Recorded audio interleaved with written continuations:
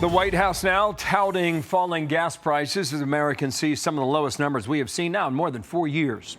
Energy Secretary Chris Wright from the North Lawn here to talk about it. Sir, thank you for coming back, and good morning.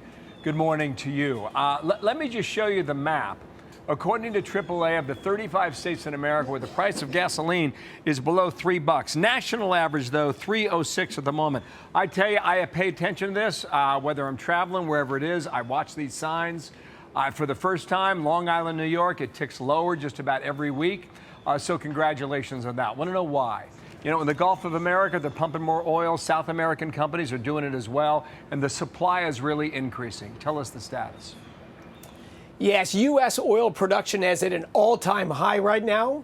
It's amazing what just common sense messaging does. President Trump tells the Americans and American companies that he wants more energy, believes in more energy. And what a surprise. We get more energy.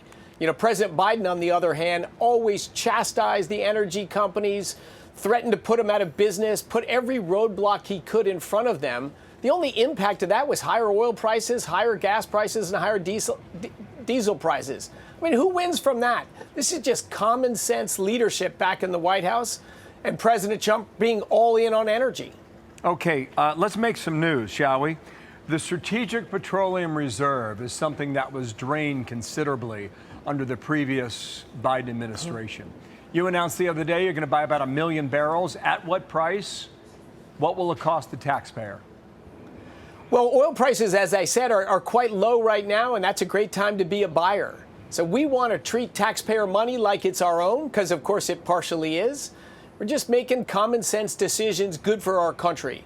But think about that, where President Biden did everything he could to stand in front of domestic oil and gas production and oil refining. And then, of course, gasoline prices went sky high. He begged Venezuela and Iran to pump more oil. And then he drained over 200 million barrels from our Strategic Petroleum Reserve, putting our country at risk to help him in the midterm elections. The contrast between President Trump's leadership and President Biden's leadership couldn't be more dramatic. Okay, I think your price is $57 a barrel, and the Biden team was trying to do it for $80 a barrel.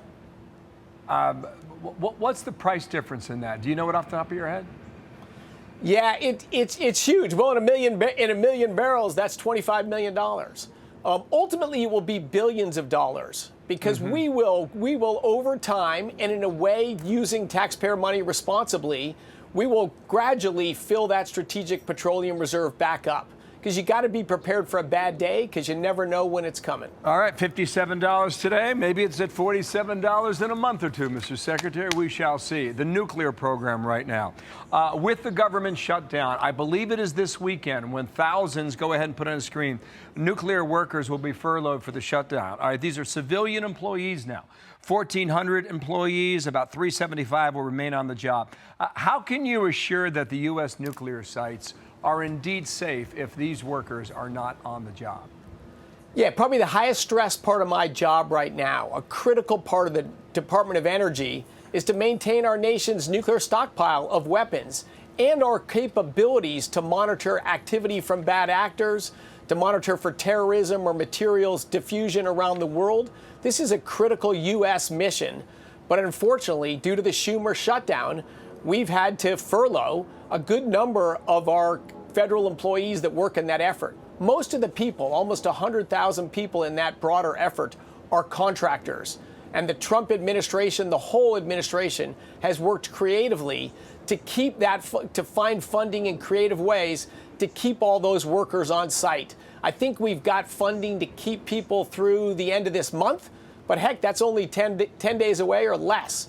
We really need some responsible Democrats to stand up, worry about U.S. national security more than they worry about Chuck Schumer's job. Okay, got it. But just give me a quick answer on your level of assurance that you have, that you can tell the American people that we're good, we got this, or do we not? No, our nuclear stockpile is secure today. We would never compromise on that. So those are people that are working, not getting paid, but we are making sure that the stockpile today is safe and secure. There's no worries about that. Okay. What's slowing up is our modernization efforts to to improve and replace our existing stockpile with an even better one going forward. All right, well, let's get the shutdown over with and we'll get back on it. Secretary Wright, thank you for your time. Appreciate you coming on. Thank you, sir. Thanks, Bill. Okay.